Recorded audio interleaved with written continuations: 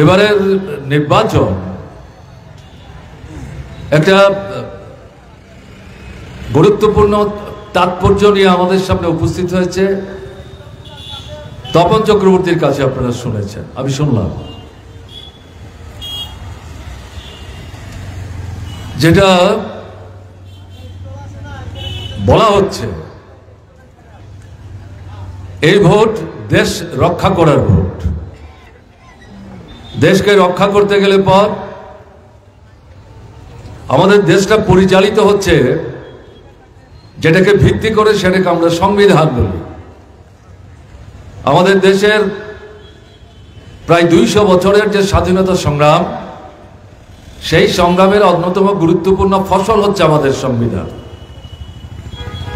আমরাই তৈরি করেছি, আমরাই হাতে তুলে নিয়েছি, আমরাই তাকে ভিত্তি করে দেশ পরিচালনার চেষ্টা করছি। আমাদের হয়ে নির্বাচিত হয়ে যারা সরকার তৈরি করছেন, এই সংবিধানকে অনুসরণ করেই তাদেরকে সরকার চালাতে হচ্ছে।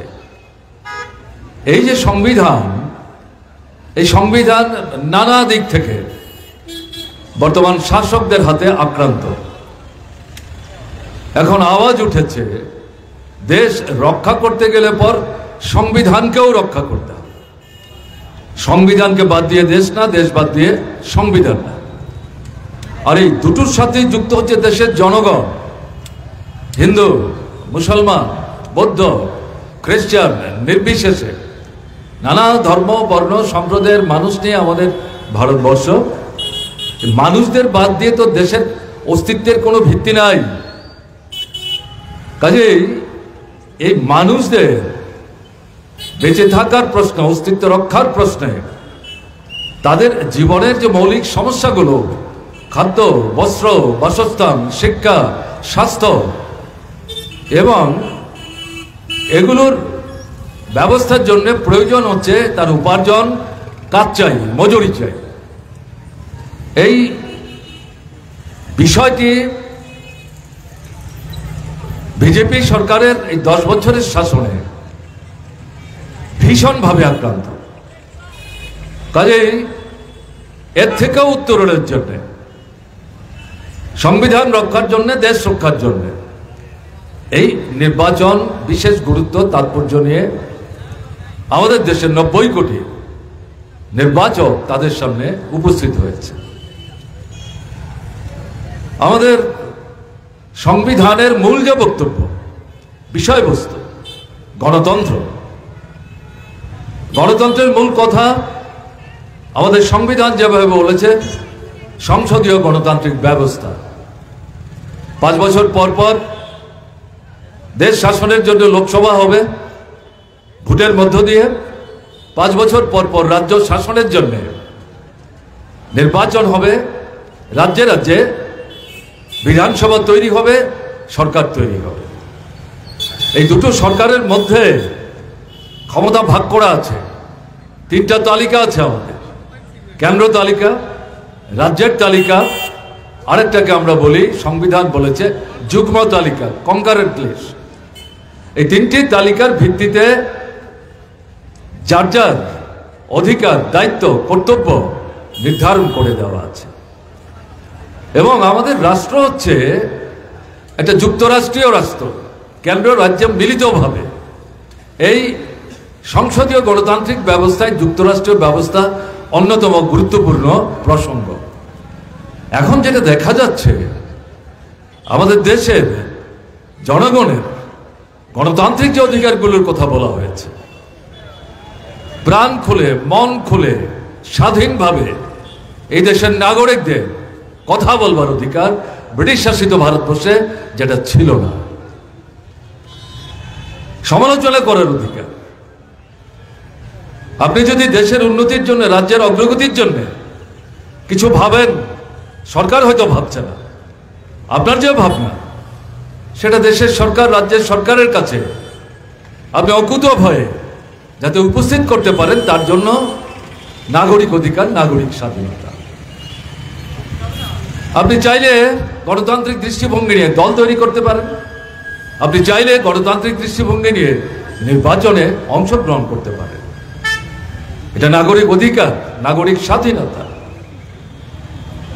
এই যে বিষয়গুলো, এই বিষয়গুলো বিজেপি শাসিত ভারতবর্ষে গত 10 বছরে ক্রমে ক্রমে আক্রান্ত হচ্ছে। এবং একই সাথে যেটা দেখা যাচ্ছে, প্রচার মাধ্যম, একসময় ছাপা প্রচার মাধ্যম ছিল পত্রিকা যেগুলোকে আমরা বলি, তার বাইরে রেডিও, টিভি, এখন ইলেকট্রনিক মিডিয়া, তার সাথে যুক্ত হয়েছে সোশ্যাল মিডিয়া, যে আপনাদের হাতে যে মুঠিফোন, এর মাধ্যমেও খবরাখবর আদান প্রদান হয়। এই ক্ষেত্রটাকে আমাদের দেশের গণতন্ত্রের গুরুত্বপূর্ণ চতুর্থ স্তম্ভ হিসাবে সংবিধান তৈরি হওয়ার পর থেকেই স্বীকৃতি দেওয়া হয়েছে। এই প্রচার মাধ্যম, সংবাদ মাধ্যম আক্রান্ত। প্রায় 95 থেকে 98% বিজেপি, আরএসএস নিয়ন্ত্রিত বিজেপি সরকার, তারা বগল দাবা করে নিয়েছে শুধু তাদেরই জয়ধ্বনি করতে হবে, এদের বিরুদ্ধে কোনো কথা বলা যাবে না। কথা বললে পর সংবাদ মাধ্যম বন্ধ হবে, তার সম্পাদক আক্রান্ত হবেন, সাংবাদিক কারান্তরালে নিক্ষেপিত হবে। এই যদি হয় তাহলে গণতন্ত্রের অর্থ কি থাকবে? সবচেয়ে বড় কথা যেটা, নির্বাচনের কথা বলছি। এই নির্বাচন পরিচালনার জন্য আমাদের সংবিধান নির্বাচন কমিশন তৈরি করেছে। এই কমিশন কেন্দ্রের সরকার, রাজ্য সরকারের কথায় চলতে বাধ্য না, স্বয়ংশাসিত। তাদেরকে বিশেষ কতগুলো অধিকার, স্বাতন্ত্র্য এই সংবিধান দিয়ে গেছে। নির্বাচনের তারিখ যখন ঘোষণা হয়ে যায়, এই কমিশনকে প্রধানমন্ত্রী কিছু বললেও, রাজ্যের মুখ্যমন্ত্রী কিছু বললেও এই নির্বাচন কমিশন শুনতে মানতে বাধ্য না। এই নির্বাচন কমিশন তৈরি করার জন্য আজ থেকে কয়েক মাস আগে পর্যন্ত একটা পদ্ধতি চালু ছিল। 3 জনের সদস্য, আমাদের দেশের সর্বোচ্চ আদালত, বিচারালয়, সুপ্রিম কোর্ট, তার যিনি চিফ জাস্টিস, মুখ্য বিচারক, তিনি একজন সদস্য। আমাদের দেশের প্রধানমন্ত্রী যেই দলেরই হন, তিনি একজন সদস্য। এবং আমাদের পার্লামেন্টের মধ্যে 2টো কক্ষ আছে, একটা উচ্চ কক্ষ, একটা নিম্ন কক্ষ। উচ্চ কক্ষকে আমরা রাজ্যসভা বলি। বিধানসভার যারা নির্বাচিত সদস্য, তাদের ভোটে রাজ্য থেকে রাজ্যসভার প্রতিনিধি নির্বাচিত হয়ে যান।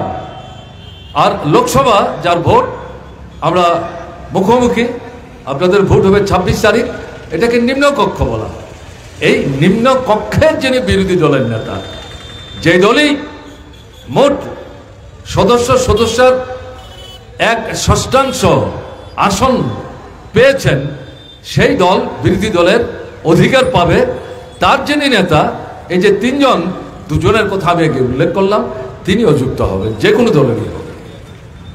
তারাই ঠিক করবেন একটা তালিকা।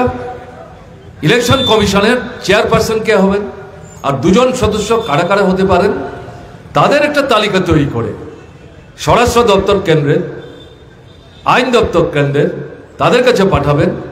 তারা সবটা দেখে শুনে এই তালিকার পক্ষে মত দিয়ে রাষ্ট্রপতির কাছে পাঠাবেন। রাষ্ট্রপতি প্রেরিত এই তালিকা তাকে সমর্থন করে স্বাক্ষর দিয়ে পাঠালে পর সরকারের মাধ্যমে এই ইলেকশন কমিশন কাজ শুরু করবে। কিন্তু এখন যা হলো, নরেন্দ্র মোদী যে কাণ্ডটা করলেন, চিফ জাস্টিস অফ ইন্ডিয়া তাকে বাতিল করে দিয়েছেন। সেই জায়গায় তিনি তার কেন্দ্রীয় মন্ত্রিসভার, তার পছন্দের নির্ভরশীল একজন মন্ত্রীকে সেখানে ঢুকালেন। তারা 2 জন হয়ে গেলেন, একই দল, বিজেপি দল। আর বিরোধী দলের নেতা তিনি হচ্ছেন এখন কংগ্রেস দলের নেতা। তিনি এই 3 জন নিয়ে ইলেকশন কমিশনের সদস্য কারা হবেন, তারাই তালিকা প্রস্তুত করে রাষ্ট্রপতির কাছে পাঠাবেন। এবং দেখা গেল এই যে তালিকা তারা তৈরি করলেন, আগেই তার যে আপনার চেয়ারপারসন তিনি ছিলেন, আর দুটো মেম্বার, তার মধ্যে একজন মেম্বার আগেই তার সময় অতিবাহিত হয়েছে, এই আসনটি শূন্য হয়েছে। আরেকজন মেম্বার তিনি ভোটের তারিখ ঘোষণা করে দিন 4 আগে ঘোষণা করলেন, আমি এই দায়িত্ব প্রতিপালন করতে আর রাজি না, আমি পদত্যাগ করলাম। কারণ কি? দেখা গেল শাসক দলের পক্ষ থেকে প্রচার করা হচ্ছে তার শারীরিক অবস্থা অসুস্থ আছেন, তিনি এই দায়িত্ব পালন করতে পারবেন না, তার জন্য শারীরিক কারণে তিনি অব্যাহতি নিয়েছেন। তাকে যখন জিজ্ঞেস করলো সাংবাদিক বন্ধুরা, আপনি কি আসলেই অসুস্থ? বলছে, কে বলেছে? আমি পূর্ণ সুস্থ, আমার শারীরিক কোনো সমস্যা নাই। তাহলে আপনি পদত্যাগ করলেন কেন? বলে, আমার বক্তব্য সবার কাছে বলতে আমি বাধ্য না, সময় এবং সুযোগ এলে, প্রয়োজন বোধ করলে, আমি যদি মনে করি কেন আমি পদত্যাগ করলাম, সেটাও দেশের মানুষের সামনে আমি উপস্থিত করব। কিন্তু এই মুহূর্তে আপনাদের প্রশ্নের জবাব দিতে আমি বাধ্য না। বুঝবার চেষ্টা করুন, এই পরিস্থিতিতে নরেন্দ্র মোদী এবং তার পছন্দের যে তার মন্ত্রিসভার সদস্য, তারা দুজন মিলে আগে থেকেই ঠিক করে আসছেন এই যে শূন্য 2টো আসন, তাতে কাদেরকে তারা নাম প্রস্তাব করে পাঠাবে। আরেকজন বিরোধী দলের নেতা, তিনি আগের দিন মধ্যরাত্রিতে কলকাতা থেকে দিল্লিতে গেছেন, সকালবেলা তাকে একটা তালিকা ধরিয়ে দেওয়া হয়েছে এবং সেখানে 500 জনের তালিকা, তার থেকে বাছাই করা তারা একটা কয়েকজনের নাম উপস্থিত করেছেন, বলছেন এবার আপনি আপনার মত দিন। তিনি বলছেন, আমি কি যন্ত্রণা কি? 500 মানুষ, তাদের থেকে আমাদের 2-3টা নাম বাছাই করতে হবে? কাদের নাম এখানে আছে, কেন তাদের নাম এসছে, কি তাদের গুণাগুণ, কি তাদের যোগ্যতা, কি কারণে তাদের নাম এখানে আসলো, তাদের থেকে আবার বাছাই, এটা কি করে সম্ভব? এই 2-3 ঘন্টার মধ্যে এটা তো হতে পারে না। বলছে, তাহলে কোনো উপায় নেই, আমরা দুজন একমত হচ্ছে, আপনি আমাদের সঙ্গে একমত হচ্ছেন না, কাজে আমরা এই নামের তালিকা পাঠিয়ে দিচ্ছি। বুঝতে পারছেন?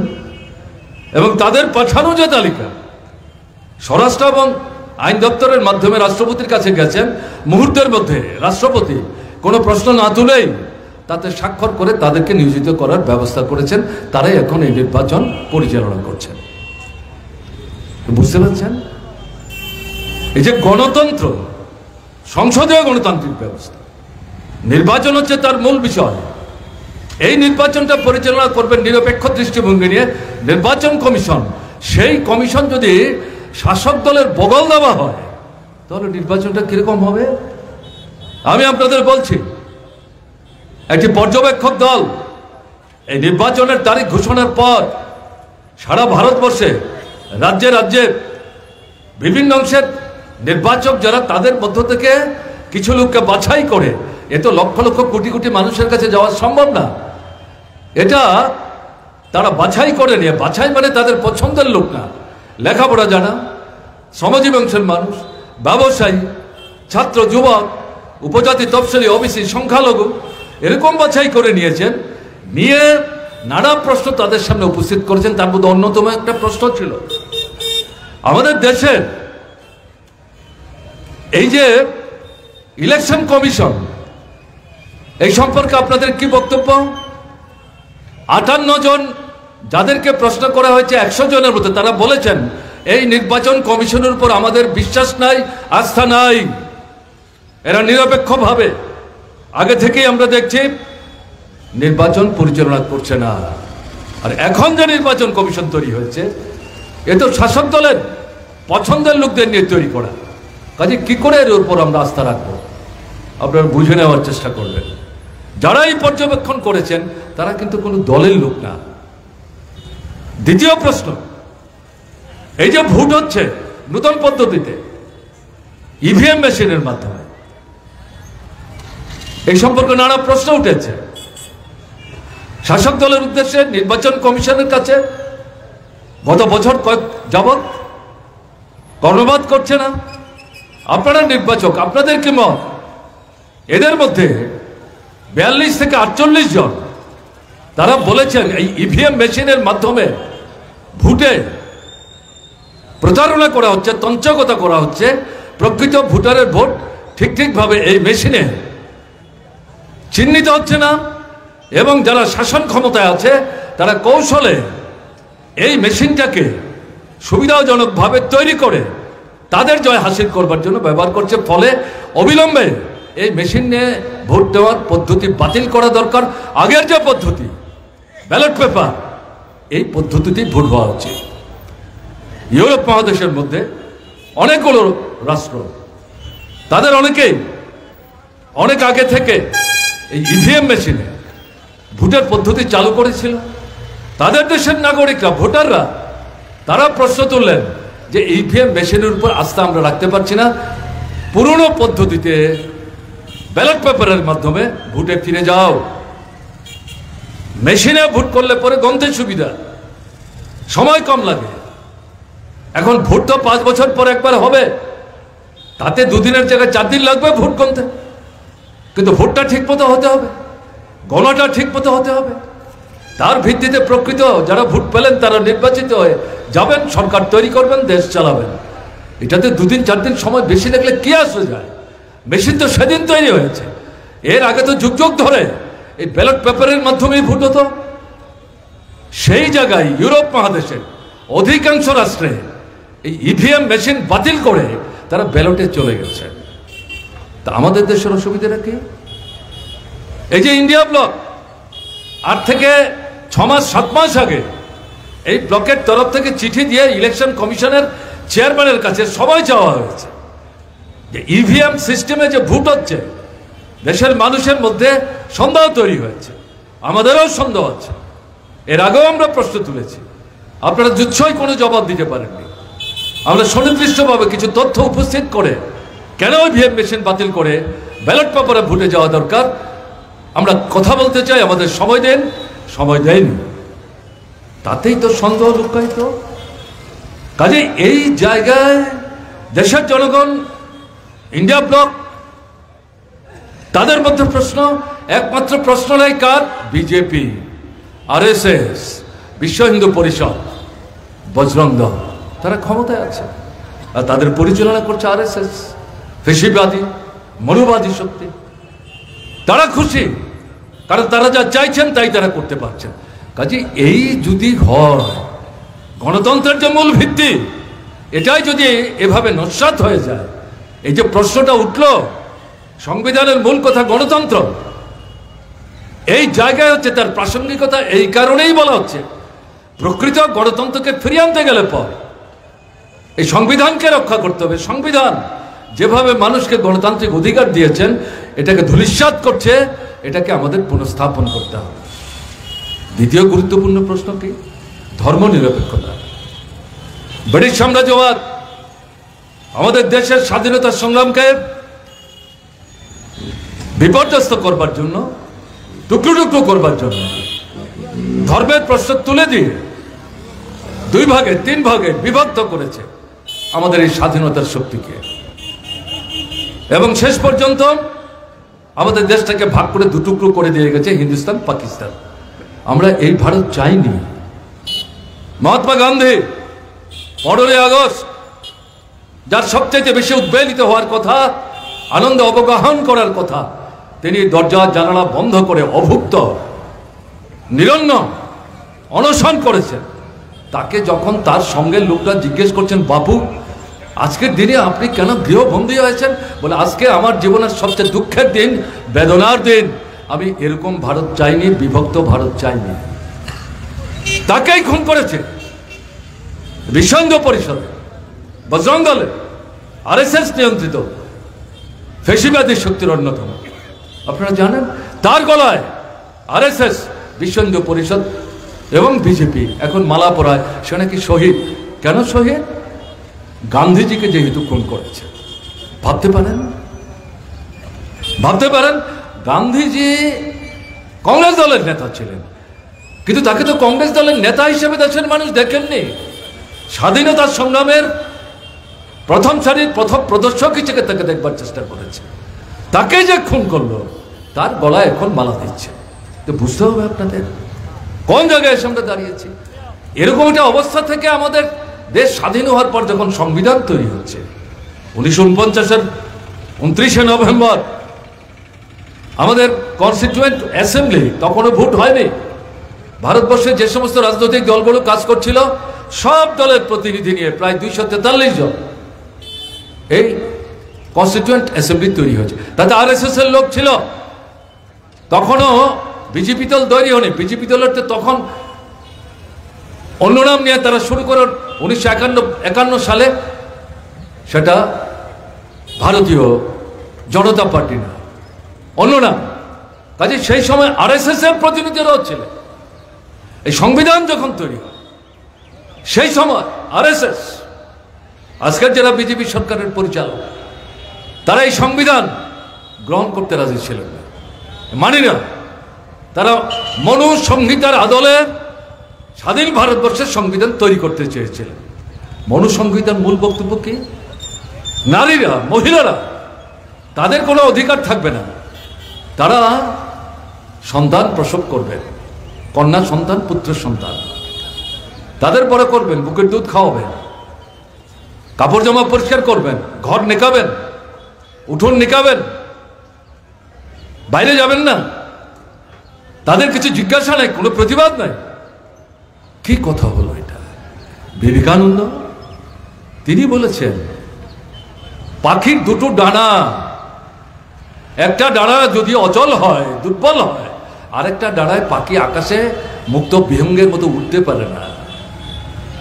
কাজে আমাদের সমাজে নারীর একটা ডানা, পুরুষ একটা ডানা, এই দুটো ডানা যখন ঠিক ভাবে ঝাপটাতে পারে তখন মানুষ আনন্দে অবগাহন করতে পারে। কাজে দুজনকেই সমান গুরুত্ব দিতে হবে, সমান মর্যাদা দিতে হবে, সমান সম্মান দিতে হবে। মনোবাদী সংহিতা তারা এটাকে মানতে রাজি না, বলছে এটার অনুকরণেই স্বাধীন ভারতবর্ষের সংবিধান তৈরি করতে হবে। তাহলে ব্রিটিশের বিরুদ্ধে লড়াই করলাম কেন আমরা? দ্বিতীয় কি? তপশিলি অংশের মানুষ যারা, উপজাতি যারা, দলিত অংশের মানুষ যারা, বলছে এদের তো জন্মই হচ্ছে উচ্চবিত্ত যারা, তাদের পদসেবা করবার জন্য এদের কোনো অধিকার নাই। এদের বেঁচে পড়তে থাকতে গেলে পরে যতটা না খাওয়ালে পরে পৈতৃক প্রাণ হারাবে, তাহলে এরা যাদেরকে সেবা করছে এরকম সেবকদের সংখ্যা কমে যাবে। কাজে তাদের বাঁচিয়ে রাখতে হবে, এর বাইরে তাদের কোনো অধিকার নাই, পদদলিত, উপেক্ষিত। ভাবতে পারেন? বলছে মনুসংহিতার এই দুটো মৌলিক যে বক্তব্য, তার ভিত্তিতে ভারতবর্ষের স্বাধীন সংবিধান তৈরি করতে হবে। ডক্টর বাবা সাহেব আম্বেদকর তফসিলিভুক্ত ছিলেন বলে না, বাবা সাহেব আম্বেদকর তিনি সংবিধান প্রণেতা কমিটির যে খসড়া তৈরি হচ্ছিল তার তিনি সভাপতি ছিলেন, এবং তার সঙ্গে যারা সদস্য তারা তীব্রভাবে প্রতিবাদ করলেন। এবং কনস্টিটিউয়েন্ট অ্যাসেম্বলি আরএসএস এর লোক ছাড়া বাকিরা কেউ তাদের এই প্রস্তাবকে সমর্থন করেনি। এবং এরা, আপনাদের এটাও জানার জন্য বলছে, আমাদের দেশের জাতীয় পতাকা তেরঙ্গা ঝান্ডা, তার মাঝখানে চক্র, এটা গতির প্রতীক, উন্নয়নের প্রতীক। আমাদের দেশের যে জাতীয় পতাকা তার মধ্যে কংগ্রেস দলের পতাকা রং একই, কিন্তু তাদের পতাকার মাঝখানে কিন্তু চক্র নেই, সুতা কাটার যন্ত্র, যেটার সঙ্গে মহাত্মা গান্ধী ওতপ্রোতভাবে জড়িত, অবিচ্ছিন্ন, এটাকে তারা নিয়েছেন। কাজে এটা জাতীয় পতাকা না, বিভ্রান্ত হওয়ার কোনো সুযোগ নেই। এরা বলছে এই পতাকা নেওয়া যাবে না, তাহলে কি করতে হবে? গৈরিক পতাকা নিতে হবে। কি কারণে? কি কারণে? সেই কনস্টিটিউয়েন্ট অ্যাসেম্বলি প্রতিবাদ করেছে এবং যে জাতীয় পতাকা গ্রহণ করেছে সবাই তাকে সমর্থন করেছে। তৃতীয়, আমাদের দেশের জাতীয় সঙ্গীত রবীন্দ্রনাথ ঠাকুর, আমাদের গর্বের ধন, বিশ্বকবি, সর্বোচ্চ সম্মানে তিনি ভূষিত হয়েছেন। তার লেখা 3টা কবিতায় সুরারোপ তিনিই করেছেন। 3টা রাষ্ট্রের জাতীয় সঙ্গীত হিসাবে এই সঙ্গীত গীত হয়। আমাদের দেশের যে জনগণমন অধিনায়ক, এটা যেমন তার, বাংলাদেশের যে জাতীয় সঙ্গীত এটা তার, এবং আমাদের পার্শ্ববর্তী আরেকটা রাষ্ট্র, তারা ভাষান্তর করে তাদের দেশের ভাষায় সেই যে গান, সেই যে সঙ্গীত তাকে অনুদিত করেছে, তারাও সেই সঙ্গীত সেখানে গান, জাতীয় সঙ্গীত। এরা বলছে এই রবীন্দ্রনাথের সঙ্গীত জাতীয় সঙ্গীত হতে পারবে না, প্রত্যাখ্যান করেছে আমাদের এই কনস্টিটিউয়েন্ট অ্যাসেম্বলি। এটা হচ্ছে শুরু থেকে, এই হচ্ছে আদর্শ। এখন এই যে সংবিধান তৈরি হলো, এই সংবিধানের মধ্যে ধর্ম নিরপেক্ষতার প্রশ্নটা যুক্ত হলো কেন? ধর্মের কথা বলে দেশটাকে যে ভাগ করা হলো, আমাদের যে ভারতবর্ষ, এতে হিন্দু, মুসলমান, বৌদ্ধ, খ্রিস্টান সমস্ত অংশের মানুষ আছে। বিশেষ করে মুসলমান অংশের মানুষ যারা, তারা যদি চাইতেন, দেশ যখন ভাগ হলো, তারা তো পাকিস্তানে চলে যেতে পারতেন, জাননি তো কেউ। বরং পাকিস্তানে যারা বসবাস করছিলেন অবিভক্ত তৎকালীন ভারতে, তাদের এখানে হয়তো জায়গা, বাসা, সম্পত্তি, আত্মীয় পরিজন, তাদের অনেকেই পাকিস্তান ছেড়ে ভারতবর্ষে এসছেন। এটা যেমন ঘটনা, অন্যান্য ধর্ম, বর্ণ, সম্প্রদায়ের মানুষ আছেন। এরকম একটা জায়গায় দাঁড়িয়ে কনস্টিটিউয়েন্ট অ্যাসেম্বলি, সংবিধান প্রণেতা যারা, তারা ঠিক করলেন আর ভারতবর্ষকে ধর্মের কথা বলে, সম্প্রদায়ের কথা বলে, বর্ণের কথা বলে ভাঙবার সুযোগ কাউকে আমরা দেব না। এই ভারতকে আমরা সংহত করবার চেষ্টা করব। কাজে এটা করতে গেলে পর রাষ্ট্রের কোনো ধর্ম থাকবে না, ধর্ম যার যার তার তার, চাইলে ধর্ম করবেন, চাইলে ধর্ম করবেন না, চাইলে ধর্মান্তরিত হবেন, চাইলে ধর্মান্তরিত হবেন না। বাবা সাহেব আম্বেদকর তিনি হিন্দু ধর্মাবলম্বী ছিলেন। তিনি হিন্দু ধর্ম পরিত্যাগ করে বৌদ্ধ ধর্ম অবলম্বন করেন, হাজার হাজার তফসিলি অংশের মানুষদের সঙ্গে নিয়ে। কেন? তিনি বলছেন এই ধর্ম তো আমাদের দিকে তাকাচ্ছে না। এই যে আমরা লক্ষ কোটি মানুষ, সবচেয়ে পেছনে পড়ে দুর্বল, খাদ্য নাই, বস্ত্র নাই, বাসস্থান নাই, শিক্ষা নাই, স্বাস্থ্য নাই, দেখবার কেউ নেই, বলবার চেষ্টা করলেও শুনবার কেউ নেই। তাহলে এই ধর্ম করে আমার কি লাভ? এই ধর্ম পরিত্যাগ করে তিনি বুদ্ধ ধর্ম অবলম্বন করেন। আমি এটা উল্লেখ করলাম, অনেকে জানেন, অনেকে নাও জানতে পারেন। বিশেষ করে যুব শক্তি, তাদের উদ্দেশ্যে আমি এটা দিকপাত করার চেষ্টা করছি, বুঝবার চেষ্টা করছি। সেই জায়গায় ঠিক করা হল রাষ্ট্র ধর্ম নিরপেক্ষ থাকবে, কোন রাজনৈতিক দল ধর্মের নামে তৈরি হবে না। ধর্মের কথা বলে ভোট নিয়ে কেউ যদি জয়যুক্ত হয়, কোর্টে যদি মামলা হয়, প্রমাণ যদি করা যায়, জিতলেও এটা বাতিল হয়ে যাবে। এরকম ঘটনা ঘটেছে 52 সালের পর থেকে আমাদের দেশে। এবং রাষ্ট্রপ্রধান রাষ্ট্রপতি হতে পারেন, প্রধানমন্ত্রী হতে পারেন, তার যে কোনো ধর্মের প্রতি অনুরাগ থাকতেই পারে, শ্রদ্ধা থাকতে পারে, তাকে তো আমরা অশ্রদ্ধা করি না। অন্যের ধর্মের প্রতি শ্রদ্ধাকে আমরা অশ্রদ্ধা করি না, বরং শ্রদ্ধা করি। কেউ বলতে পারবে না এর বিরুদ্ধে আমাদের কোনো অবস্থা। কিন্তু রাষ্ট্রের ধর্ম নাই। আপনারা যে রাষ্ট্রের প্রধান ব্যক্তিত্ব, আপনি বাইরে গিয়ে ধর্মাচরণ করতে পারবেন না, বাড়িতে করেন। বাইরে গিয়ে যদি আপনি করেন, তাহলে এটা প্রভাবিত করবে। আপনি যে ধর্মের আচরণ করবেন, অন্যরা যারা এই ধর্ম করেন না, তারা আহত হবে, ব্যথিত হবে, ঐক্য সংহতি বিনষ্ট হবে। তা যদি বিনষ্ট হয়, দেশের সার্বভৌমত্ব বিনষ্ট হবে। এটাই ধর্ম নিরপেক্ষতার মূল কথা। ধর্ম নিরপেক্ষতা মানে কিন্তু ধর্মের বিরোধিতা না।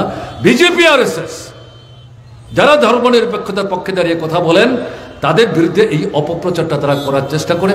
আপনাদের বুঝবার জন্য এই বিষয়টা আমি সংক্ষেপে উপস্থিত করার চেষ্টা করলাম। এখন এই ধর্ম নিরপেক্ষতার ভিত্তিতে কে আঘাত করছেন? প্রধানমন্ত্রী। আমি গণতন্ত্রের কথা যেমন বললাম, ওখানটা যেমন আঘাত করে চুরমার করে দিচ্ছেন, এখন এই ধর্ম নিরপেক্ষতার বেদি বলে তিনি আঘাত করছেন। আমি অন্য কোনো দৃষ্টান্ত দেব না। রাম মন্দির, রামের প্রাণ প্রতিষ্ঠা, আপনি কেন যাবেন?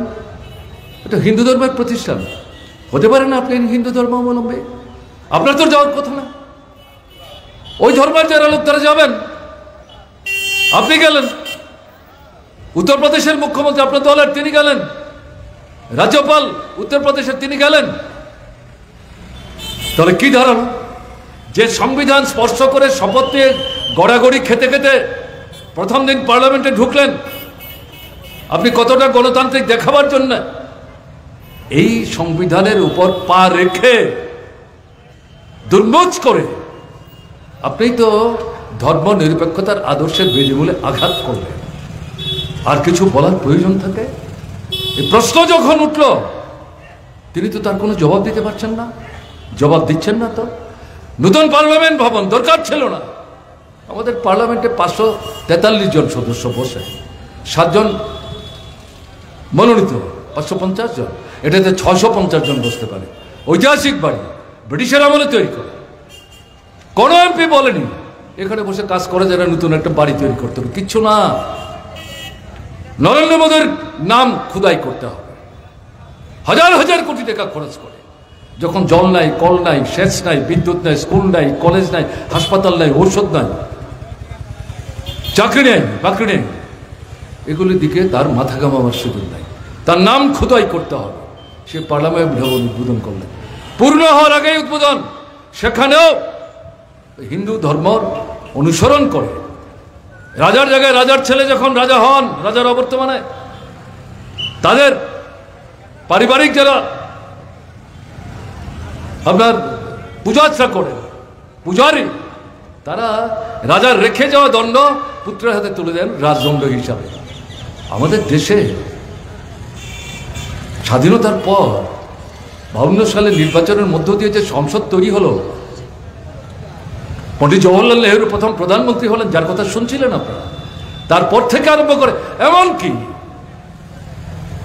নরেন্দ্র মোদী, তাকে নিয়ে 18 জন প্রধানমন্ত্রী ভারতবর্ষে। এর আগে কোনো সময় এই পদ্ধতিতে পার্লামেন্ট ভবন উদ্বোধন হয়নি। দেখা গেল এরকম ধর্মীয় দণ্ড স্পিকারের হাতে তুলে দেওয়া হলো। এই দণ্ড স্পিকার যে আসনে বসে সভা পরিচালনা করবেন তার পেছনে তুলে রাখা হচ্ছে, মনে হচ্ছে যেন ত্রিশূল। কি ব্যাপার? এর দ্বারা কি বোঝা যাচ্ছে?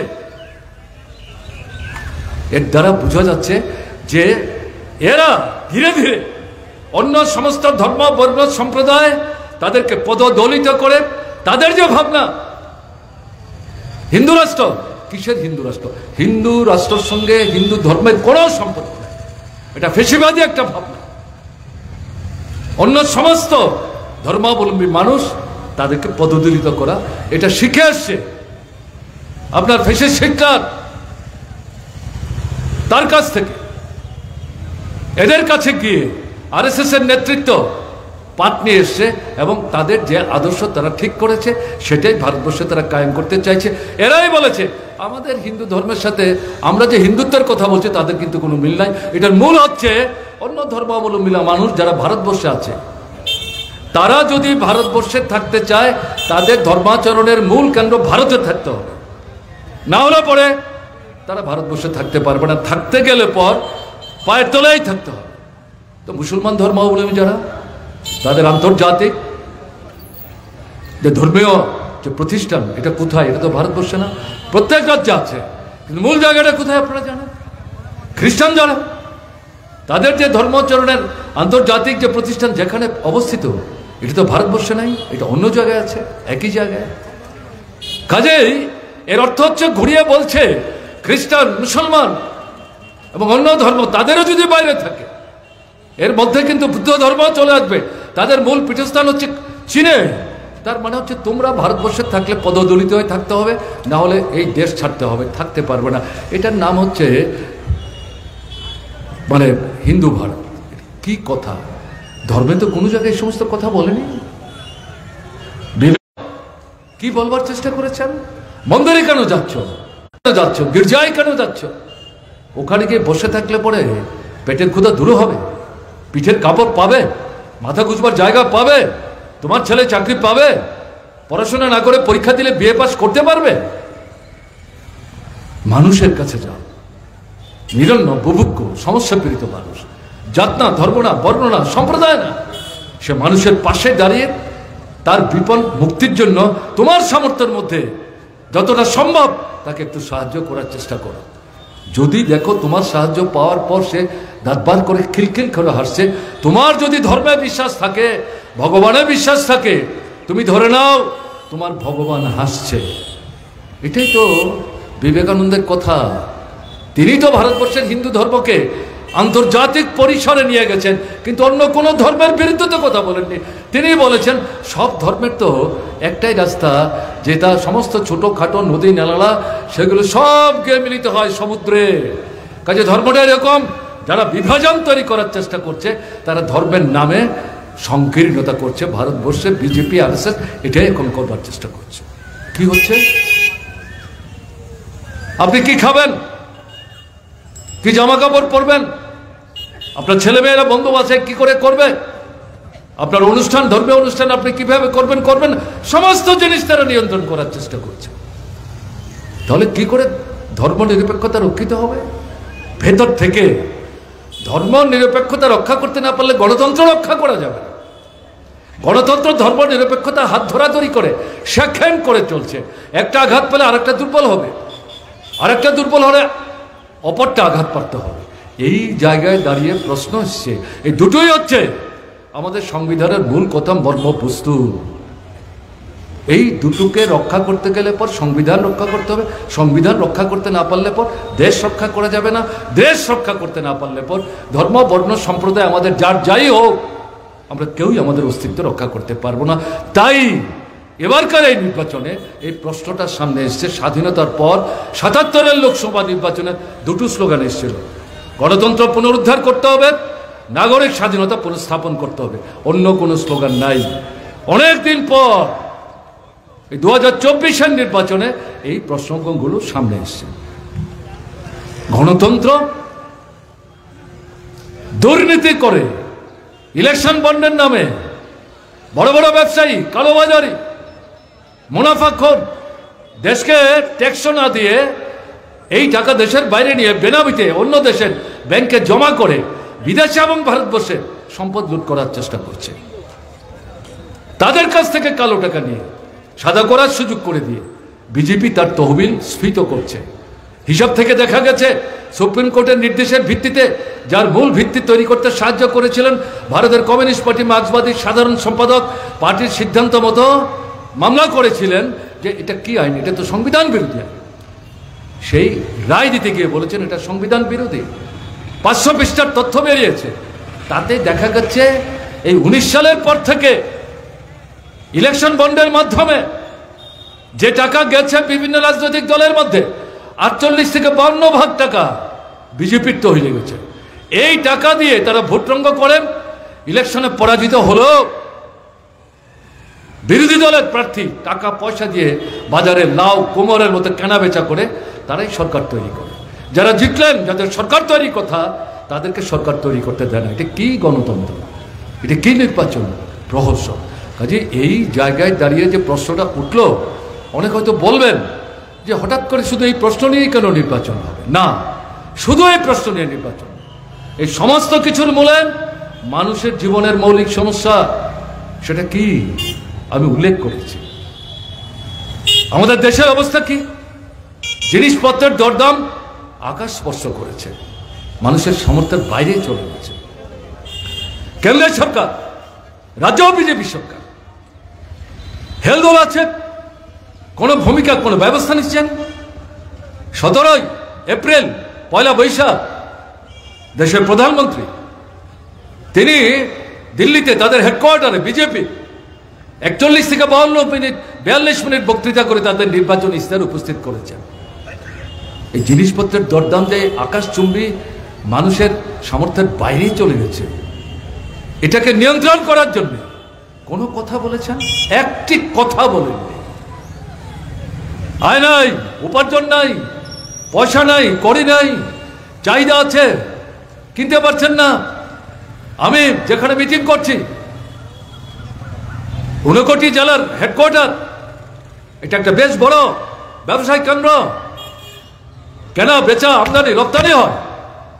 দূর থেকে যে ব্যবসায়ী বন্ধুরা শুনছেন তাদের জিজ্ঞেস করি আপনারা কেমন আছেন? এই 10 বছরের শাসনে, 6 বছরের বিজেপি শাসনে ত্রিপুরায় এখন 7 বছরে পা দিয়েছে, ভালো চলছে ব্যবসা।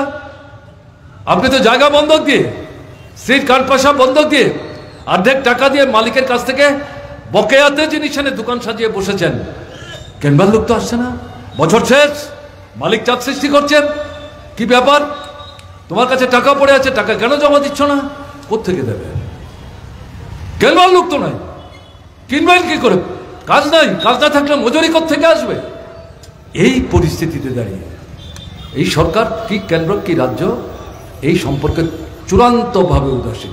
অল্প ছোট্ট কোটিপতি যারা, এর মধ্যেও যারা বড়, তারাই গোটা বাজার ভারতবর্ষের তারা নিয়ন্ত্রণ করছেন, লুটে পুটে খাচ্ছেন।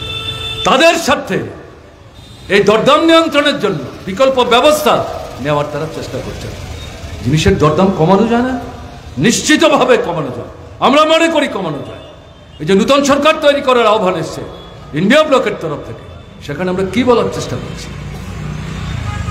কালোবাজারি বন্ধ করো, বেআইনি মজুতদারি বন্ধ করো, কৃত্রিম অভাব তৈরি করে দাম বাড়িয়ে মানুষের পকেট কেটে যারা নিচ্ছে তাদেরকে জেলখানায় ঢুকাও। তাদের ব্যবসা করার কোনো অধিকার নেই। এরা 100 জনের মধ্যে 2 জন 4 জন। সাধারণ ব্যবসায়ীরা জিনিসপত্রের দাম বাড়িয়ে খুব বেশি মুনাফা করতে পারে, ঘটনা তা না। ছোট্ট পানের দোকান, টং দোকান, তাদেরকে শত্রু ভাবলে ভুল করবেন, তারাও আপনার মিত্র, তাদের কথা বলছি না আমরা। কাজেই এই জায়গায় দাঁড়িয়ে বলা হচ্ছে এটা করো, করবে না তো বিজেপি করবে না। দ্বিতীয় কি, রেশনের দোকানে কেন্দ্রের সরকার আপনি 12টা 13টা অত্যাবশ্যক সামগ্রী ধর্ম বর্ণ সম্প্রদায় নির্বিশেষে সব মানুষের প্রত্যেক দিন লাগে, সেই সামগ্রীগুলো শুধু চাল নুন আর কেরোসিন তেল দিলে হবে? বাকি কয়েকটা জিনিস দিতে হবে। এখানে স্নো, আলতা, পাউডার, লিপস্টিক, সেন্ট কেউ বলছে না। খেয়ে পড়ে বেঁচে থাকার জন্য যে জিনিস ভর্তুকিতে সস্তায় সরকার এই জিনিসগুলো রেশনের দোকানের মাধ্যমে সরবরাহ করার চেষ্টা করুন। তাহলে কি হবে? 90 কোটি মানুষ সারা ভারতবর্ষে রেশনের দোকান থেকে জিনিসপত্র কিনে নিয়ে যায়। এই রেশন ব্যবস্থাই তুলে দেওয়ার চেষ্টা করছে। আর আমরা যখন বলছি এটা করতে হবে, তখন বলছে টাকা কোত্থেকে পাবো? আমরা বলছি বড় বড় পুঁজিপতি যারা লক্ষ লক্ষ কোটি টাকা লুণ্ঠন করে নিয়ে যাচ্ছে বিদেশে, তাদের উপর ট্যাক্স বসান। যত ধনী তত বেশি ট্যাক্স।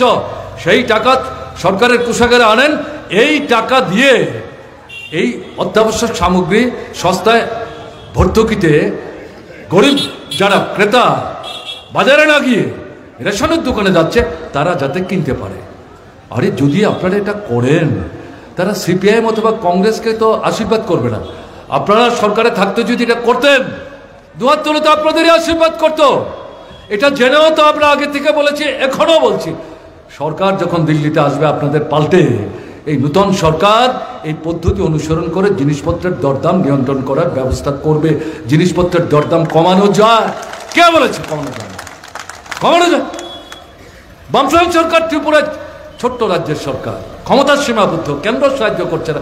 এর মধ্যেও তো এই রেশনের দোকানের আশ্রয় নিয়ে সাধারণভাবে কয়েকটা জিনিস দেওয়ার মাধ্যমে দরদাম খানিকটা নিয়ন্ত্রণ করার চেষ্টা হচ্ছে। তোমাদের হাতে বিরাট ক্ষমতা, করছো না তুমি। দ্বিতীয় যে সমস্যা, বেকার সমস্যা, অবস্থাটা কি? অবস্থা হচ্ছে গত 10 বছরে বিজেপি শাসনে, গত 50 বছর ধরে গড়ে প্রতি বছর আমাদের দেশের বেকারের সংখ্যা যেভাবে বাড়ছে, সমস্ত কিছু ছাপিয়ে নূতন রেকর্ড তৈরি করেছে। কোটি কোটি ছেলে মেয়ে বেকার হয়ে বসে আছে। কি প্রতিশ্রুতি দিয়েছিলেন 14 সালের নির্বাচনে? প্রতি বছর 2 কোটি করে নূতন পদ তৈরি করবেন, 5 বছর 10 কোটি। একবার ভোট দিয়ে দেখুন, 10 কোটি চাকরি দিলে তো আর বেকারই থাকবে না। যদি না করতে পারি, দ্বিতীয়বার যখন ভোট হবে, আমরা যখন ভোট চাইতে যাব, দেবেন না ভোট, তো 10 বছর তো হয়ে গেল। এবারের যে নির্বাচনী ইস্তাহার, যেটা বিজেপি দলের হেডকোয়ার্টার থেকে প্রধানমন্ত্রী ঘোষণা করলেন, বেকার সমস্যার সমাধানের প্রশ্নে কি বিকল্প, কি চিন্তা করছেন, কিচ্ছু বলেন। কি ব্যাপার? এই বেকারদের 14 সালের লোকসভা নির্বাচনে পাগল পাড়া করে তুলেছিল। তারা এখন বুঝতে পারছেন হতাশ, তাদের ঝান্ডা ছেড়ে নূতন পথের সন্ধান তারা করবার চেষ্টা করছে। এটা হতে পারত। আমরা কি বলছি? লাখো লাখো শূন্য পদ কেন্দ্রীয় সরকারের বিভিন্ন দপ্তরে পড়ে আছে, রাজ্যে রাজ্যে বিভিন্ন দপ্তরে পড়ে আছে। বিশেষ করে বিজেপি শাসিত রাজ্যগুলোতে, আমাদের ত্রিপুরাতেও শূন্য পদ অবিলম্বে পূরণ করো, নূতন পদ তৈরি করো। চুক্তিতে নিয়োগের পরিবর্তে নিয়মিত পদ সৃষ্টি করে তাদেরকে সেখানে চাকরিতে নিয়োগ করা, এবং রাষ্ট্রায়ত্ত যে সংস্থা, এটা রাষ্ট্রেরই সংস্থা, এগুলো বেসরকারি পুঁজির হাতে দেওয়া যাবে না, রাষ্ট্রের হাতে রাখতে হবে। এবং সেখানে নিয়োগের যে ব্যবস্থা সরকার থেকে যে পদ্ধতি অনুসরণ করে সেখানে নিয়োগ হয়, সেখানে তাদেরও নিয়োগের ব্যবস্থা করতে হবে। সংরক্ষণ বাতিল করা যাবে না। এই যে সংবিধান সংশোধনের চেষ্টা, সংবিধান বাতিল করার আর একটা চক্রান্ত তার মধ্যে আছে। সংরক্ষণ বাতিল করা যাবে না। শুধু কেন্দ্রের রাজ্যের সরকারের চাকরি যারা পাবেন তাতে সংরক্ষণ, রাষ্ট্রায়ত্ত সংস্থা, আধা সরকারি বেসরকারি সংস্থায় সংরক্ষণ না। আমরা এটার বিরোধিতা করছি। সেখানে তাদের সংরক্ষণের ব্যবস্থা রাখতে হবে। আর কি কৃষক, প্রান্তিক চাষি, ভাগ চাষি, গরিব কৃষক যারা ফসল উৎপাদন করে ধার দেনা করে টাকা নিয়ে, এই ফসল যখন বাজারে বিক্রি করতে যায়, উৎপাদনের খরচ তারা পায় না। 1 মাস 2 মাস খাওয়ার পর অভুক্ত থাকে, অনাহারে মৃত্যুবরণ করে। ধার দেনা করে যে টাকা আনলেন সেই টাকাও ফেরত দিতে পারেন না। এই অবস্থাটার পরিবর্তন করতে হবে। উৎপাদন খরচের দ্বিগুণ 2.5 গুণ দামে তাদের কাছ থেকে ফসল যদি কেনা যায়, তাহলে যে লাখো কোটি যে কৃষক, তারা পয়সা নিয়ে বাজার যাবে। চাহিদা তাদের আছে, কিনতে শুরু করবেন। এটা যোগান দিতে গেলে পরে বন্ধ কারখানা খুলবে, যারা কাজ হারাচ্ছেন তারা চাকরি পাবেন। নতুন কারখানা তৈরি করতে হবে, সেখানে নতুনরা চাকরি পাবেন, আপনার ছেলে মেয়ে চাকরি পাবেন। শুধু কেন্দ্রীয় সরকারের দপ্তরে চাকরি, রাজ্য সরকারের দপ্তরে চাকরি, আমরা ওই কথা বলছি না। এই দুটো জায়গায় চাকরি দিয়েই বেকার সমস্যার সমাধান হবে না, এটা হতে পারে না। এই সামগ্রিকভাবে এই দৃষ্টিভঙ্গি নিয়ে যদি অগ্রসর হওয়া যায়, আমাদের দেশের আভ্যন্তরীণ অর্থনীতির মধ্যে মৌলিক গুণগত পরিবর্তন আনা সম্ভব। তার মধ্য দিয়ে বেকার সমস্যার বহুলাংশে সমাধান করা সম্ভব। এটাই আমরা বলছি। এই সরকার করেনি, করবে না। তাদেরকে আবার সরকার আসবার সুযোগ দিলে এরা এটা করবেন মনে করলে আবার প্রতারিত হবেন। তাই আমরা বলছি বিকল্প সরকার, ইন্ডিয়া ব্লকের নেতৃত্বে যেটা তৈরির আহ্বান এসছে, এদের সরকার তৈরি করতে পারলে পর যে কথাগুলো বললাম, এগুলি সেখানে ধীরে ধীরে রূপায়িত হবে, বাস্তবিত হবে। এগুলো কথার কথা। শিক্ষা জন্মগত অধিকার। ত্রিপুরায় বামফ্রন্ট সরকার কলেজ অবধি বিনা পয়সা শিক্ষার ব্যবস্থা করেছিল। 12 ক্লাস অবধি সরকার থেকে পুস্তক কিনে দেওয়ার ব্যবস্থা হয়েছিল। সব বাতিল। নতুন আইন তৈরি করেছে 2020 সালে কেন্দ্রের সরকার। শিক্ষানীতি কি নীতি? ধনিক যারা, কোটি কোটি টাকার মালিক যারা, তাদের ছেলেরা মেয়েরা উচ্চশিক্ষায় শিক্ষিত হতে পারবে, কলেজে, বিশ্ববিদ্যালয়ে ডাক্তারি পড়তে পারবে, ইঞ্জিনিয়ারিং পড়তে পারবে। গরিব মধ্যবিত্ত নিম্নবিত্ত তাদের করে ছেলে মেয়েরা। অর্থটা কি? অর্থ হচ্ছে এদের চাকরির অধিকার হারাবে, দাবি হারাবে, নৈতিক অধিকার হারাবে। তাহলে কি হবে? তারা যখন কাজ চাইবে বললে যাও মহাজনের কাছে যাও, মালিকের কাছে যাও, মিল মালিকের কাছে যাও, কারখানার মালিকের কাছে যাও, বড় বড় যোদ্ধার জমিদারের কাছে যাও। তারা কি করবে? দর কষাকষি করে লোক নেবে 5 জন, কাজ চাইছে 50 জন, সবচেয়ে কম পয়সায় শ্রমিক নিয়োগ করে তাদের রক্ত মাংস মুখন করে পুঁজির পাহাড়কে পর্বতে পরিণত করবে। এটা শ্রেণী দৃষ্টিভঙ্গি। এটাই বিজেপির অর্থনৈতিক নীতি। শোষকদের স্বার্থ রক্ষার জন্য তাদের প্রতিনিধি হিসেবে শাসক হয়ে গরিব মানুষের রক্ত মাংস তারা মুখন করছেন। এই শিক্ষানীতি আমরা মানি না। নতুন সরকার যদি তৈরি হয় ইন্ডিয়া ব্লকের নেতৃত্বে, এই নীতি ছুঁড়ে ফেলে যারা মেধার ভিত্তিতে সর্বোচ্চ স্তর পর্যন্ত লেখাপড়া শিখতে চায়, সরকারিভাবে সাহায্য করে তাদেরকে সেই শিক্ষার সুযোগ নিশ্চিত করা হবে। এটাই হবে নতুন সরকারের দৃষ্টিভঙ্গি। স্বাস্থ্য জন্মগত অধিকার। হাসপাতালে ডাক্তার নাই, নার্স নাই, স্বাস্থ্যকর্মী নাই, সরকার থেকে ওষুধ দেয় না। ছোট্ট অপারেশন হবে, সুই, সুতা, ব্যান্ডেজ, গজ কিনে দিতে হবে, না হলে অপারেশন হবে না। হাসপাতালে 7 দিন রেখে দেখভাল করে চিকিৎসা করে বাড়িতে পাঠাতে হবে। হাসপাতালে ভর্তি করছে না, কারণ টাকা নাই, খাবার পয়সা নাই। সারা দেশে, শুধু ত্রিপুরায় না, ত্রিপুরায় তো কেন্দ্রের সরকারের নীতি অনুসরণ করে বাস্তবায়িত করছে। হাসপাতাল তৈরি করছে না। আমরা যখন বামফ্রন্ট সরকার ত্রিপুরায় ছিলাম, দুটো দাবিকে অগ্রাধিকার দিতাম।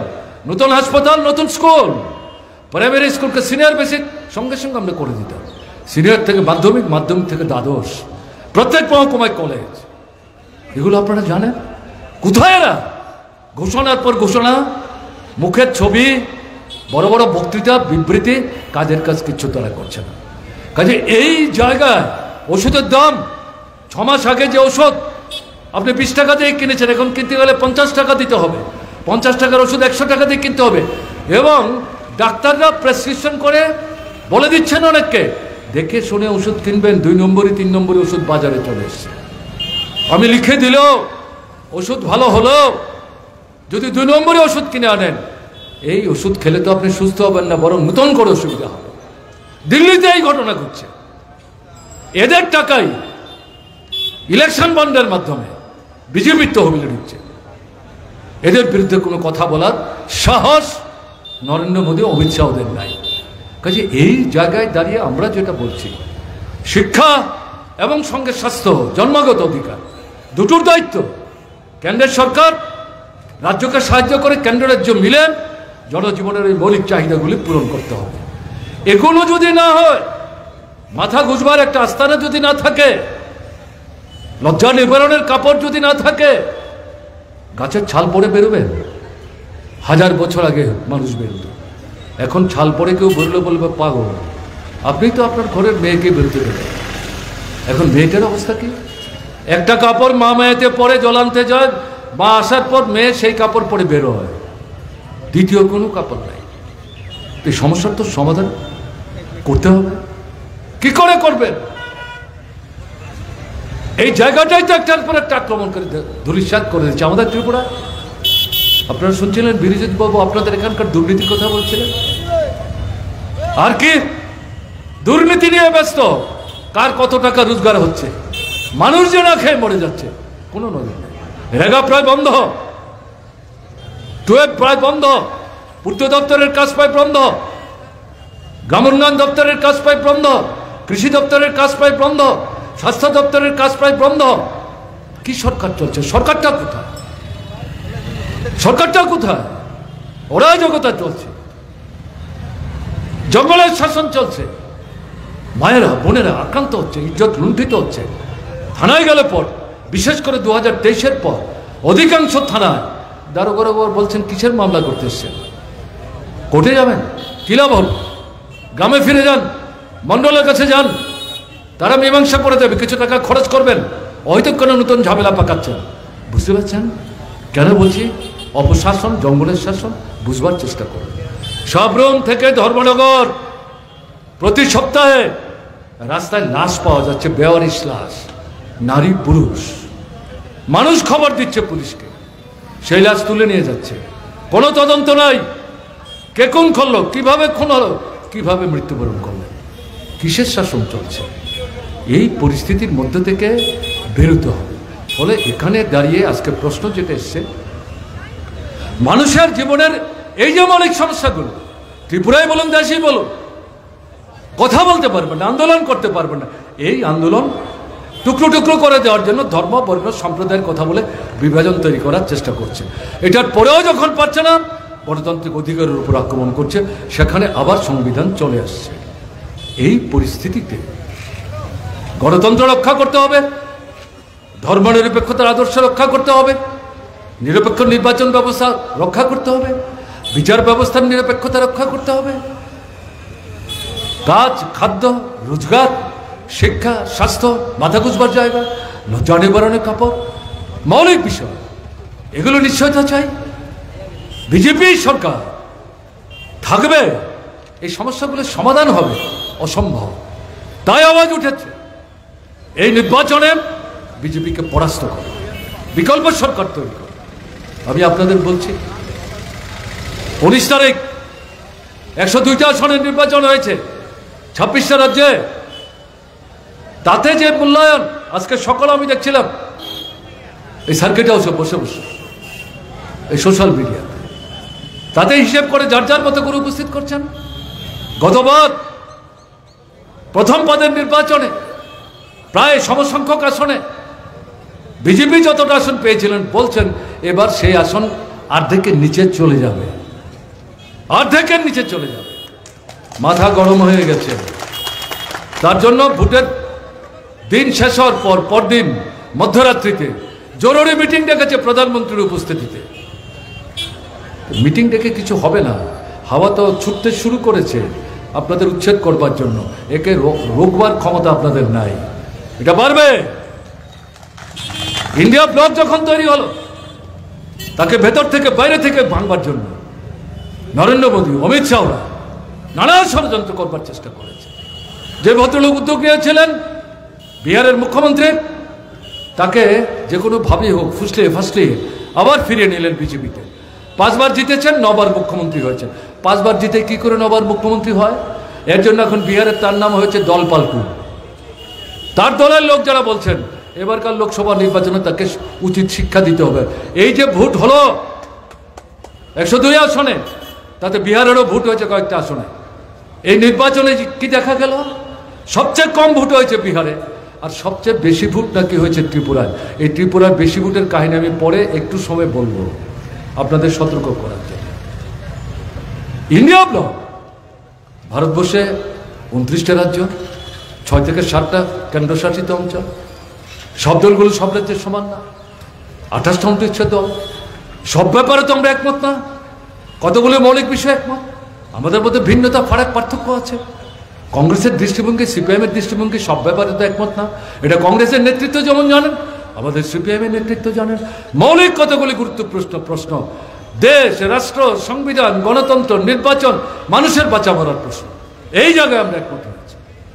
কাজেই সেখানে দায়িত্ব দেওয়া হয়েছে যার যার রাজ্যে যারা বড় তারা উদ্যোগ নিয়ে ওখানে যে যে দলগুলো আছে আপনারা বসুন, কথা বলুন, নিজেদের মধ্যে আলোচনা করে আসন ভাগ করে নিন, যাতে বিজেপির একজন প্রার্থীর বিরুদ্ধে আমাদের সবার পক্ষ থেকে একজন প্রার্থী ভোট ভাগ করে কম ভোট নিয়ে বেশি আসন জিতে রাষ্ট্র দখল করে যা খুশি তা করবেন, বিজেপিকে সুযোগ দেওয়া যাবে না। এই লক্ষ্য করা যাচ্ছে, অগ্রগতি করছে একটার পর একটা রাজ্যে। আমি এগুলি বলে সময় নিতে চাইছি না। আপনারা এখানে যারা আছেন বা দূর থেকে দাঁড়িয়ে যারা শুনছেন, তারাই তথ্যাদি সংগ্রহ করছেন, আপনারা আমার চাইতেও ভালো জানেন। আমি শুধু উল্লেখ করছি, আটকে রাখতে পারছে না। এই পরিস্থিতিতে ত্রিপুরায় 2টো আসন, আমরা পশ্চিম আসনে কংগ্রেস দলকে বলেছি প্রতিদ্বন্দ্বিতা করবে, তাকে আমরা সমর্থন করব। পূর্ব আসনে সিপিআইএমের প্রার্থী প্রতিদ্বন্দ্বিতা করবেন, কংগ্রেস দলের বন্ধুরা বলেছেন আমরা সমর্থন করব। তার সঙ্গে আরও 6টা দল এসছেন, বড় ছোট যাই হোক, সবাই মিলে বলছেন এই 2 প্রার্থীকে 2 দলের আমরা 8 দল সমর্থন করছি। চিহ্ন নিয়ে কোনো তর্ক বিতর্কের সুযোগ নাই। এই চিহ্ন আমাদের দলীয় চিহ্নের সাথে মিল না হলো, এটাই আমাদের চিহ্ন এবারকার নির্বাচন।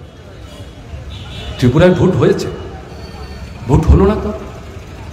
18 সালে বিজেপি সরকার আসার পর থেকে পঞ্চায়েতের নির্বাচন হয়নি, নগরের নির্বাচন হয়নি, এডিসির নির্বাচন 2/3 অঞ্চলে হয়নি, লোকসভার নির্বাচন হয়নি, বিধানসভার নির্বাচন অর্ধেকের মতো বিধানসভা কেন্দ্রে এক এক করে আমি বলতে পারি নির্বাচন ঠিক মতো করতে পারেনি, ভোটাররা ঠিক মতো ভোট দিতে পারেনি। সেই জায়গায় এবারকার যে লোকসভা নির্বাচন পশ্চিম আসনে আগের চাইতো 2019 সাল লোকসভা নির্বাচনে যে জালিয়াতি তারা করেছেন তাকেও ছাপিয়ে গেছেন নতুন নতুন কৌশল পদ্ধতি অনুসরণ করে। কোথায় নির্বাচন কমিশন? নির্বাচন কমিশনের নিয়ন্ত্রণে পুলিশ, বাইরে থেকে আধা সামরিক বাহিনী এসছে, প্রতিনিয়ত প্রেস কনফারেন্স করে সংখ্যার হিসাব দিচ্ছে। ভোটের 2 দিন আগে শহরের মধ্যে তারা প্যারেড করছেন, ভোটের দিন কারোর খোঁজ পাওয়া যাচ্ছে না, চিৎকার করেও তাদের খুঁজে পাচ্ছেন না।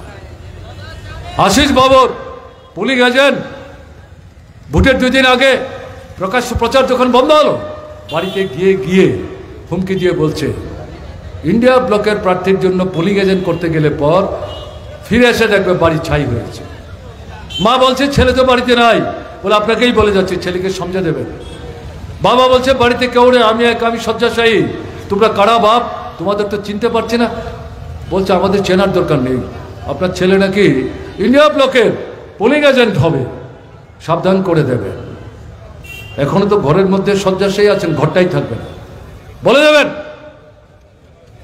বিধানসভা নির্বাচনে যে যে বুথে বিজেপি কম ভোট পেয়েছে সেই এলাকায় গিয়ে ধরে ধরে বাছাই করে করে, বিশেষ করে সামনের সারিতে দাঁড়িয়ে এলাকার মানুষকে সংগঠিত করে যারা ভোট কেন্দ্রে নিয়ে গেছিলেন তাদের বাড়িতে গিয়ে বলছে এই 19 তারিখের ভোটে বাড়ি থেকে বেরোনো যাবে না, গেট খোলা যাবে না।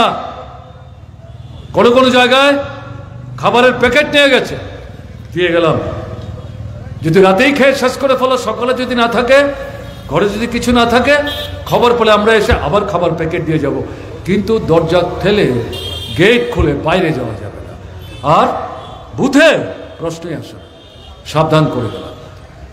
আমরা মানুষকে আবেদন করেছিলাম, এই অত্যাচার ব্যভিচার এর থেকে যদি পরিত্রাণ পেতে চান ভোট দিতে হবে, অধিকার প্রতিষ্ঠিত করতে হবে, সাহস করে নারী পুরুষ নির্বিশেষে দলবদ্ধভাবে ভোট দেওয়ার জন্য যাওয়ার চেষ্টা করেছে।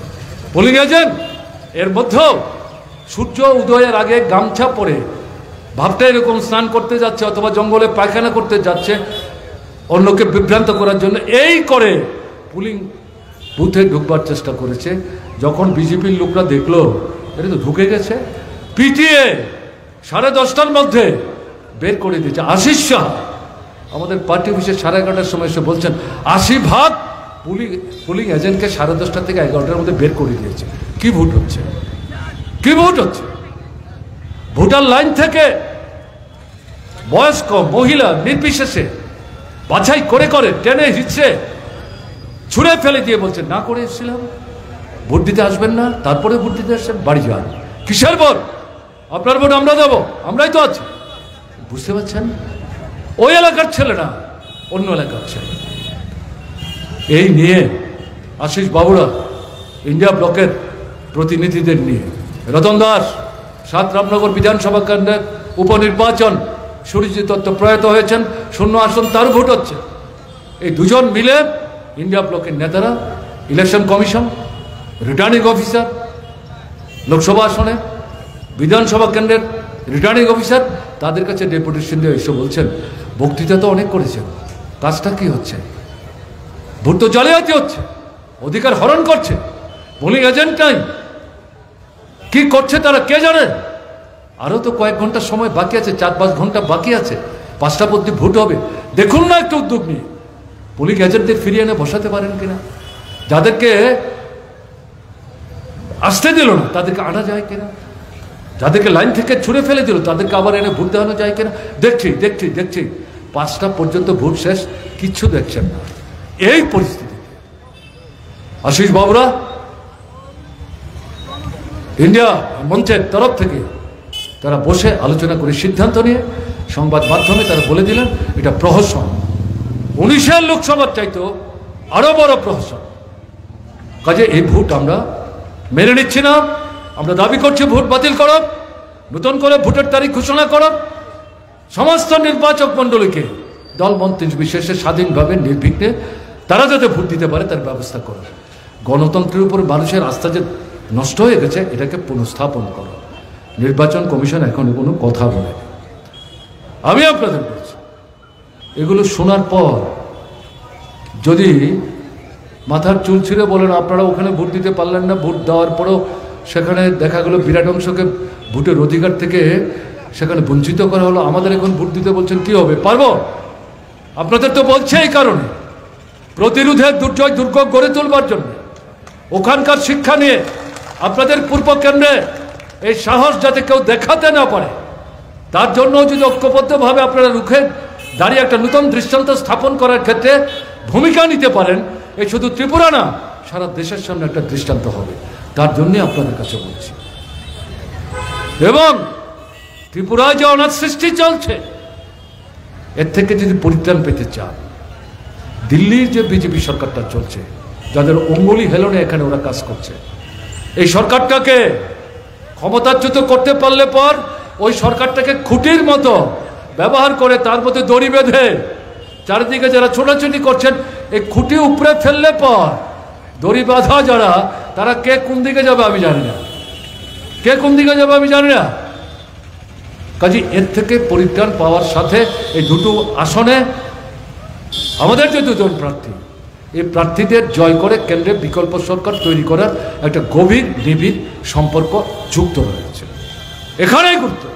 যদি কেউ মনে করেন 543 আসন আমাদের ত্রিপুরার দুটোর জন্য কি আসে যায়, দুটো আসনের জন্য আসে যায়, কি হতে যাচ্ছে বিজেপি টের পেয়েছে, তাই মাথা খারাপ হয়ে গেছে।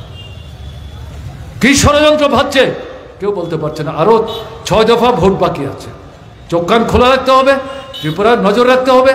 26 তারিখের ভোট কৈলাসহর থেকে শুরু করে সাবরুম পর্যন্ত 30টা বিধানসভা কেন্দ্রে সাহসে ভর করে ঘুরে দাঁড়িয়ে পশ্চিম আসনে যেভাবে অধিকার হরণ করেছে, সেই এলাকার ভোটারদের তাদেরকেও স্বস্তিতে ফিরে আনবার জন্য আপনারা বলবেন আপনাদের হয়ে আপনারা যেটা পারলেন না, আপনারা চাইছিলেন করতে দেয়নি, আপনাদের দায়ী করছি না, কিন্তু আপনাদের হয় আমাদের হয়। আমরা ইন্ডিয়া ব্লকের প্রার্থী রাজেন্দ্র রিয়াংকে কাস্তাহাতুরি তারকা চিহ্ন ভোট দিয়ে প্রত্যেকটা বিধানসভা কেন্দ্রে সর্বোচ্চ ভোট পাওয়ার সুযোগ করে দিয়ে জয়যুক্ত করে দিল্লিতে পাঠাবার ব্যবস্থা করেছি। আমরা আপনাদের মধ্যে কোনো প্রভেদ নাই, এই কাজটা আপনাদের করার জন্যে আবেদন করব। অনেকক্ষণ ধরে আমি কথা বলছিলাম, আপনারা শুনছিলেন। আমি এতটা সময় বলবো আমার ইচ্ছা ছিল না, যেহেতু শুনছিলেন তার জন্য আমার মনে হয়েছে এই প্রাসঙ্গিক মৌলিক গুরুত্বপূর্ণ বিষয়গুলি সম্পর্কে যদি না বলি তাহলে আগরতলা থেকে এখানে ছুটে এসে দাঁড়িয়ে কথা বলার তো কোনো অর্থ থাকবে। আমি উৎসাহিত অনুপ্রাণিত বোধ করছি, কিন্তু তার প্রতিফলন 26-এর ভোটে আমরা বুঝব।